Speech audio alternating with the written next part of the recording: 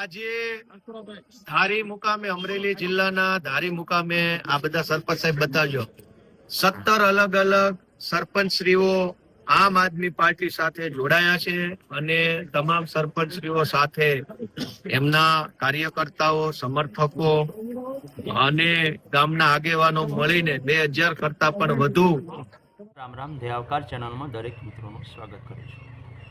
મિત્રો વાત કરવી છે કે જે આમ આદમી પાર્ટીના ધારાસભ્ય એવા ગોપાલભાઈ ઇટાલિયા તેઓએ આજે જે ગાબડું પાડ્યું છે, હું એમના તે જે નિવેદન કર્યું છે અને જે લોકોને ભેગા કર્યા છે અને જે 17 ગામોના સરપંચોને જે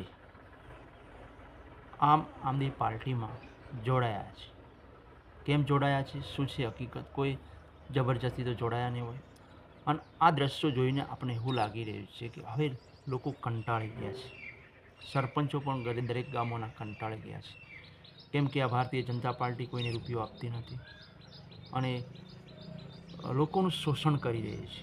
ખેડૂતો શું ગમે તે પ્રશ્ન હોય અને લોકોનું શોષણ થઈ રહ્યું છે।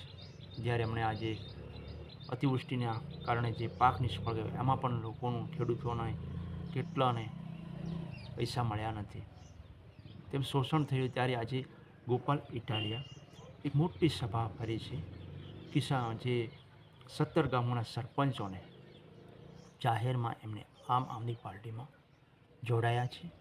જોડાયા તો છે, પણ એમની સાથે શું લઈને આવ્યા છે?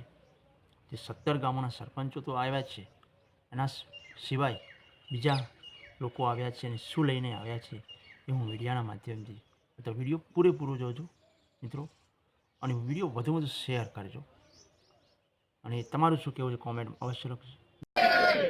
આજે ધારી મુકામે અમરેલી જિલ્લાના ધારી મુકામે આ બધા સરપંચ સાહેબ બતાવજો 17 અલગ અલગ સરપંચશ્રીઓ આમ આદમી પાર્ટી સાથે જોડાયા છે અને તમામ સરપંચશ્રીઓ સાથે એમના કાર્યકર્તાઓ સમર્થકો અને ગામના આગેવાનો મળીને 2000 કરતા પણ વધુ ની સંખ્યાબળ સાથે ધારીમાં આજે બહુ મોટો ભૂકંપ સર્જાયો છે।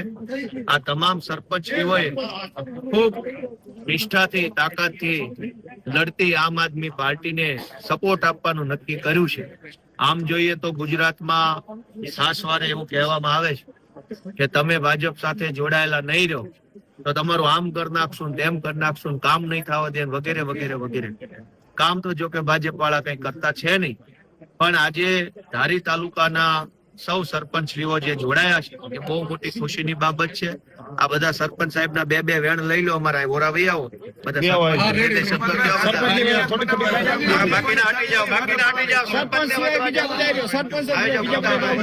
બોલો બોલો સરપંચ આવવા દો ખાલી।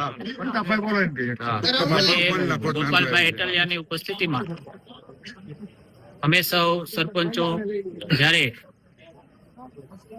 સરકારની નીતિ રીતિથી થાક્યા હોય, કંટાળ્યા હોય અને સરકાર સામે કોઈ ચાસી લડાઈ લડવા વાળું ન હોય, ત્યારે આમ આદમી પાર્ટી એવી પાર્ટી છે કે જે સત્યની લડાઈ લડે છે અને સત્ય માટે નાનામાં નાના માણસની રજૂઆત હોય તો સત્ય માટે પણ એ આમ આદમી ઘણું બધું કરી છૂટે છે। ત્યારે અમે સૌ એવું લાગ્યું કે હવે આ ગુજરાતને અને આ દેશને કોઈ બસાવનાર પાર્ટી હોય તો માત્ર ને માત્ર સત્યની લડાઈ લડનાર આમ આદમી પાર્ટી છે। ત્યારે લડેંગે ને જીતેંગે એમ કરતા અમને એવું થયું કે અમે આ 20 સરપંચો જે જોડાઈ રહ્યા છે એ જો